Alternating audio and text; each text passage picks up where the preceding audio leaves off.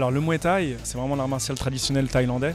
Et le Muay Thai, en termes techniques, on a l'autorisation dans cette boxe-là de toucher avec les poings, les pieds, coudes, genoux, travailler aussi les saisies et les projections. Ça, c'est vraiment les règles techniques, la spécificité du Muay Thai. Et en K1, qui est un peu le kickboxing traditionnel d'ailleurs, qui a plus des origines japonaises, on a le droit aux percussions point-pied et aussi aux coups de genoux. Donc ça, c'est voilà, les deux grandes nuances entre le Muay Thai et le K1. Alors pour moi, mes titres majeurs, ça a été mon premier titre de champion de France.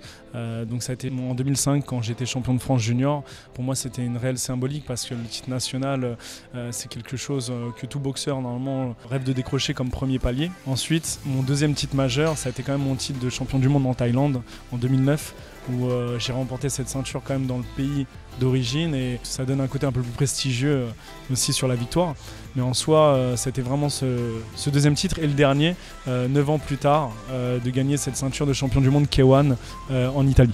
Alors au total, je fais 2 entraînements par jour, 6 jours sur 7. Donc c'est avec une fréquence de 2 heures par entraînement. Donc ça donne à peu près 12 entraînements par semaine sur ce rythme-là.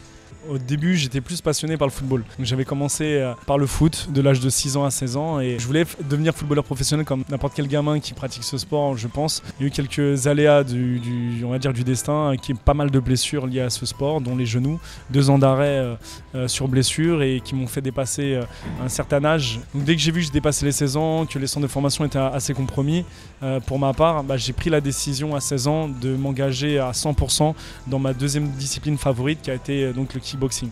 Alors justement, une fois que j'ai pris la décision de passer du monde du football à la boxe, j'avais déjà ces sources d'inspiration en amont, c'est-à-dire pour moi les personnes clés, les légendes qui m'inspiraient et qui me motivaient à m'investir dans ce sport, ça a été par exemple Bruce Lee.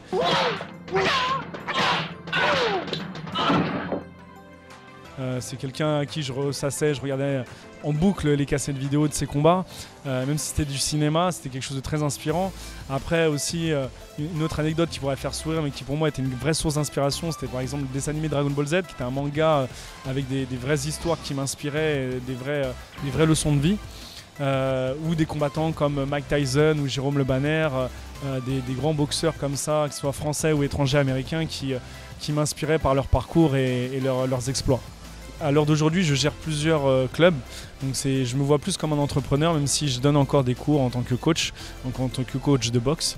Et ma profession, je coach en amont et d'un autre côté, j'organise aussi, bientôt je vais organiser un événement de boxe, donc je fais de l'événementiel aussi à côté, donc j'aime créer, j'aime entreprendre, donc je me vois plus comme un entrepreneur. À partir du moment où je me suis décidé à rentrer dans la boxe, à 16 ans, c'était devenir champion du monde ou rien. C'était vraiment, je me mets à la boxe pour vraiment réussir et me transférer sur la boxe et arriver au meilleur niveau.